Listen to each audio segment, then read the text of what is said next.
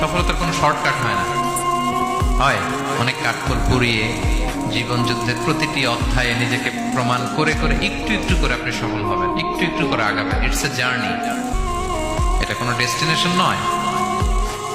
এবং সফল হওয়ার পথ পরিক্রমায় কোনো লিফট নেই, সিঁড়ি বেয়ে উপরে উঠতে হয়। কি বেয়ে? কিন্তু আমরা সফল হতে চাই কিভাবে? ডাইরেক্ট 100 তলায়, এটা আমি সফল উপরে, সবার উপরে আমি এইভাবে চাই সফলতাটা। সবার উপরে উঠে যাব, গোল্ড মেডেল গলায় পরাই দিবে, আমরা সাকসেসফুল না। সফলতার রাস্তায় কোনো লিফট থাকে না, কি দিয়ে উঠতে হয়?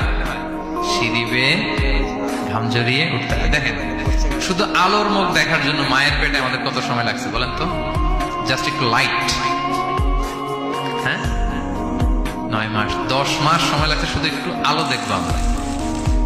আলোর মুখ দেখার জন্য আমার লাগছে 9 মাস। আর এখানে আমরা শর্টকাট খুঁজি, খালি কি খুঁজি? সফলতার কোনো শর্টকাট নেই। অল্প এফোর্টে যারা সফল হতে চায় এরা কোনোদিন সফল হয় না।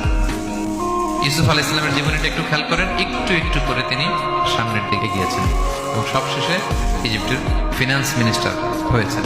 এজন্য ধৈর্য ধারণ করতে হবে, নিজের সর্বোচ্চটুকু উজাড় করে দিয়ে আপনার রোলটা আপনি প্লে করবেন, এরপর আল্লাহ তাআলার উপর ভরসা রাখবেন। কিন্তু অনেক চেষ্টার পরেও যদি কাঙ্ক্ষিত সফলতা না পান, হতাশ হওয়ার কিছু নাই।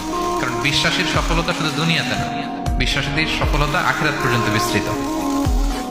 ওইটা আসল সফলতা। ফামান যুহজিহা আনিন নারি ওয়া উদখিলাল জান্নাতা ফাকাদ ফাজ।